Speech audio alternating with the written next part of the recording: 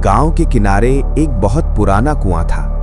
लोग कहते थे कि उस कुएं के पास रात को नहीं जाना चाहिए क्योंकि वहां कुछ अजीब होता है। लेकिन गांव का एक लड़का था, रोहित। उसे इन सब बातों पर बिल्कुल विश्वास नहीं था। एक दिन शाम को रोहित अपने दोस्तों से बोला, तुम लोग बेकार डरते हो, आज रात मैं उस कुएं के पास जाऊंगा। दोस्तों ने डरते हुए कहा, रोहित मत जा, वहां से रात को रोने की आवाज आती है। रोहित हंस पड़ा, अरे भूत वूत कुछ नहीं होता। रात के 12 बजे पूरा गांव गहरी नींद में था। चारों तरफ घना अंधेरा और ठंडी हवा चल रही थी। रोहित चुपचाप घर से निकला और धीरे धीरे उस पुराने कुएं की तरफ चलने लगा। जैसे जैसे वो पास पहुंच रहा था, हवा और ठंडी होती जा रही थी। अचानक कुएं के अंदर से हल्की सी आवाज आई, कोई है? मुझे बाहर निकालो। रोहित रुक गया। उसका दिल तेजी से धड़कने लगा। उसने खुद को समझाया, शायद कोई मजाक कर रहा है। वो कुएं के पास गया और अंदर झांक कर देखा। अंदर गहरा अंधेरा था, कुछ भी दिखाई नहीं दे रहा था। फिर अचानक एक धीमी और डरावनी आवाज आई, रोहित तू आ ही गया। रोहित चौंक गया, तुम मेरा नाम कैसे जानते हो?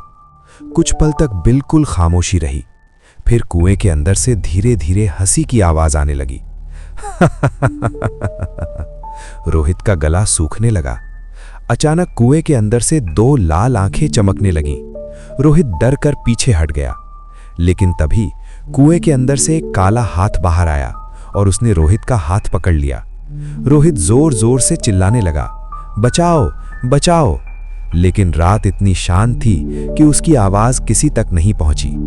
वो काला हाथ उसे धीरे धीरे कुएं की तरफ खींचने लगा। रोहित पूरी ताकत से खुद को छुड़ाने की कोशिश कर रहा था। तभी उसे कुएं के अंदर एक औरत का चेहरा दिखाई दिया। उसकी आंखें लाल थीं, चेहरा सफेद और बाल पूरे चेहरे पर बिखरे हुए। वो डरावनी आवाज में बोली, कई साल पहले मैं भी ऐसे ही मदद मांग रही थी, लेकिन किसी ने मेरी मदद नहीं की। फिर वो और जोर से हंसने लगी। अब तू मेरी जगह रहेगा। अचानक रोहित का संतुलन बिगड़ गया और वो सीधे कुएं के अंदर गिर गया। छपाक। कुछ सेकंड तक सिर्फ पानी की आवाज आती रही। फिर सब कुछ शांत हो गया। अगली सुबह गांव वालों ने देखा कि कुएं के पास रोहित की चप्पल पड़ी है, लेकिन रोहित कहीं नहीं मिला। उस दिन के बाद से रात को उस कुएं से 2 आवाजें आने लगीं, एक औरत की और एक रोहित की। दोनों एक साथ कहते हैं, कोई है, हमें बाहर निकालो। और जो भी रात को उस आवाज को सुनता है वो कभी वापस नहीं आता।